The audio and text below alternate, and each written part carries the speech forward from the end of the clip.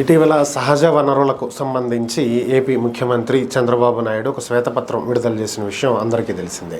దీంట్లో గత ప్రభుత్వం భారీ స్థాయిలో అక్రమాలకు పాల్పడిందని, అసైన్డ్ భూములతో పాటుగా కొన్ని దేవాలయాలకు సంబంధించినటువంటి భూములు, మైనింగ్కి సంబంధించినటువంటి భూములు పుంగనూరులో, చిత్తూరులో, నెల్లూరులో, ప్రకాశం జిల్లాలో ఇలా పలు ప్రాంతాలను ఆయన ప్రస్తావించడం జరిగింది. వీటిలో భారీ స్థాయిలో అక్రమాలు జరిగినాయని, భూములను దోచేసుకున్నారని చెప్పి, అక్రమంగా మైనింగ్ చేశారని కూడా ఆయన ఈ సందర్భంగా వ్యాఖ్యానించడం జరిగింది.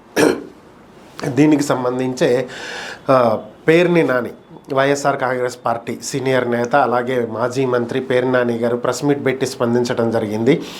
శ్వేతపత్రాలు విడుదల చేశారు, బాగానే ఉంది, దోచుకున్నాం, భూములన్నింటినీ దాచేశాము, అసైన్డ్ ల్యాండ్స్ని దోచేశామని చెప్తున్నారు.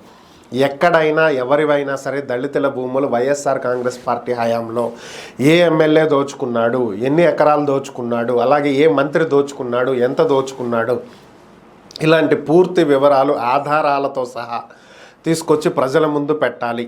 ఇప్పటి వరకు ఏవి కూడా ఆధారాలను చూపించకుండా అంత దోచుకున్నారు, ఇంత దోచుకున్నారని చూపించడం అనేది సరైన విధానం కాదు అని, ఖచ్చితంగా వీటికి సంబంధించినటువంటి ఆధారాలు చూపించి చట్టపరంగా మీరు చర్యలు తీసుకోవచ్చని, రెవెన్యూ డిపార్ట్మెంట్ ప్రస్తుతం మీ ఆధీనంలోనే ఉంది, అలానే ఆర్థిక శాఖ మీ ఆధీనంలోనే ఉంది, రిజిస్ట్రేషన్ల శాఖ మీ ఆధీనంలోనే ఉంది. మరి ఇన్ని మీ దగ్గరే ఉన్నాయి, మీరే ప్రభుత్వం నడుపుతున్నారు, మీరే అధికారంలో ఉన్నారు. అలాంటప్పుడు వీటికి ఆధారాలను ఎందుకు తీసుకురాలేకపోతున్నారు? ఆధారాలు ప్రజల ముందు ఉంచండి. అలాగే ఆధారాలని చట్టపరంగా తీసుకుని వాటి చట్టపరంగా శిక్షలు వేయండి. సో మీరు అదేమీ చేయకుండా కేవలం మాటలు మాత్రమే చెప్తూ ఉన్నారు.